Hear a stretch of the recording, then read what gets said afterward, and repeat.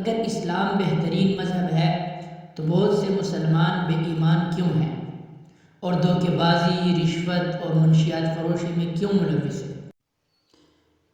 السلام علیکم ورحمۃ اللہ وبرکاتہ۔ سوال یہ ہے کہ اسلام اور مسلمانوں کے عمل میں واضح فرق کیوں ہے؟ یعنی اسلام کچھ کہتا ہے، مسلمان عمل کچھ کرتا ہے، تو یہ فرق کیوں ہے؟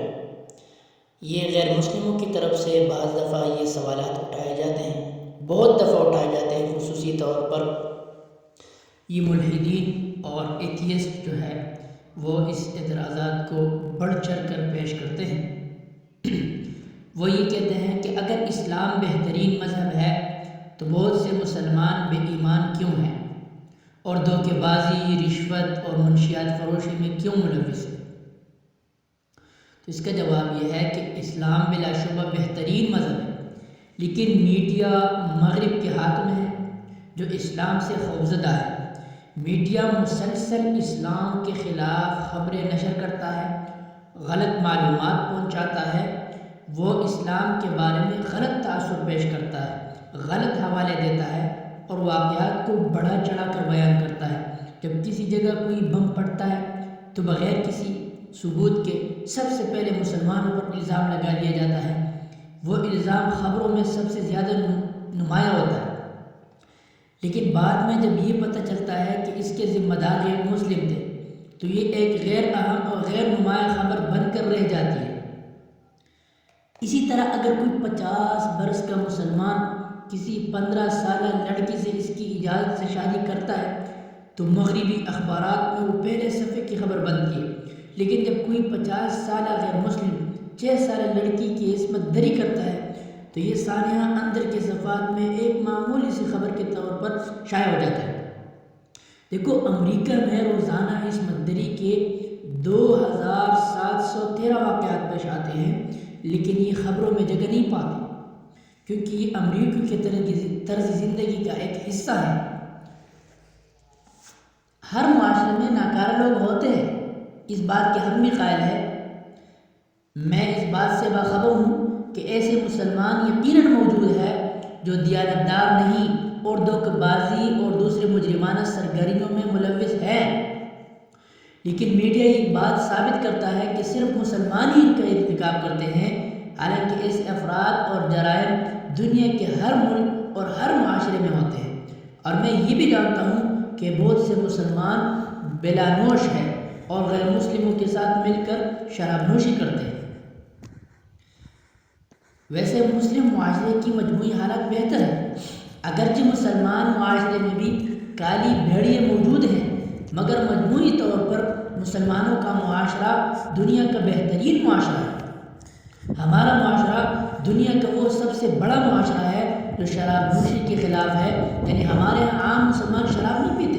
مجموعی طور پر ہمارا ہی معاشرہ ہے جو دنیا میں سب سے زیادہ خیرات کرتا ہے، اور جہاں تک حیا، متانت، انسانی اقدار اور اخلاقیات کا تعلق ہے، دنیا کا کوئی معاشرہ ان کی مثال پیش نہیں کر سکتا۔ بوسنیا ہو، عراق ہو، افغانستان ہو، اس میں مسلمان قیدیوں سے عیسائیوں کا سلوک اور برطانوی خاتون صحافی کے ساتھ طالبان کے برتاؤ میں واضح فرق صاف ظاہر ہے۔ آپ جائیے ان برطانوی جیل میں جائیے اور ان کالا پانی میں جائیے، ڈابیل کے جیل میں جائیے، لیکن اس میں مسلمانوں کے ساتھ جو سلوک کیا گیا وہ بالکل زبان پر لانے کا قابل بھی نہیں ہے۔ لیکن آپ یو این اے ریڈلے، یہ جو مغربی صحافی خاتون تھی تو طالبان کی قید میں تھی، اس نے طالبان کی سلوک کی وجہ سے اسلام قبول کیا ہے۔ طالبان نے ایسا سلوک کیا تھا جس وقت، لیکن بات یہ ہے کہ کار کو ڈرائیور سے نہ پرکھیے۔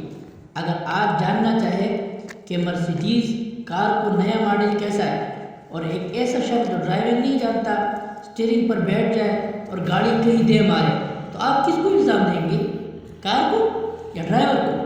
فطری بات ہے کہ آپ ڈرائیور کو الزام دیں گے، یہ دیکھنے کے لیے کہ کار کتنی اچھی ہے، ڈرائیور کو نہیں، بلکہ کار کی صلاحیت اور اس کے مختلف پہلوؤں کو دیکھنا چاہیے کہ یہ کتنی تیز چلتی ہے، ایندھن کتنا استعمال کرتی ہے، کتنی محفوظ ہے، کتنے کمفرٹیبل ہے وغیرہ وغیرہ۔ اسی طرح اگر یہ بات محض دلیل کے طور پر مان بھی لی جائے کہ مسلمان خراب ہیں تو بھی ہم اسلام کو اس کے پیروکاروں سے نہیں جان سکتے۔ اگر آپ یہ دیکھنا چاہتے ہیں کہ اسلام کتنا اچھا ہے تو اسے اس کے مستند ذرائع سے پرکھیے، یعنی قرآن مجید اور احادیث قرآن مجید اور سنت رسول صلی اللہ علیہ وسلم سے پرکھیے، تب آپ کو اسلام کے بارے میں پتہ چل جائے گا۔ اسلام کو محمد صلی اللہ علیہ وسلم کی ذاتی گرامی سے پرکھیے۔ اگر آپ عملی طور پر یہ دیکھنا چاہیں کہ کار کتنی اچھی ہے تو اس کے اسٹیئرنگ وہیل پر کسی ماہر ڈرائیور کو بٹھائیے۔ اسی طرح یہ دیکھنے کے لیے کہ اسلام کتنا اچھا دین ہے تو اس کا بہترین طریقہ یہ ہے کہ ہم اللہ کے آخری پیغمبر محمد صلی اللہ علیہ وسلم کو سامنے رکھ کر دیکھیے۔ مسلمانوں کے علاوہ بہت سے دیانتدار اور غیر متعصب غیر مسلم مؤرخوں نے اعلانیہ طور پر لکھا ہے کہ حضرت محمد صلی اللہ علیہ وسلم بہترین انسان تھے۔ مائیکل ایچ ہارٹ نے تاریخ پر اثر انداز ہونے والے 100 انسان کے عنوان سے کتاب لکھی ہے، جس میں سرفہرست پیغمبر اسلام محمد صلی اللہ علیہ وسلم کا اسم گرامی ہے۔ غیر مسلموں کی اور بھی بہت سی مثالیں ہیں جس میں انہوں نے نبی صلی اللہ علیہ وسلم کی بہت زیادہ تعریف کی ہے، مثلا تھامس کارلائل، لارڈ مارٹن وغیرہ۔ ان لوگوں نے حضور صلی اللہ علیہ وسلم کی اور اسی طرح اسلام کی بہت تعریف کی ہے۔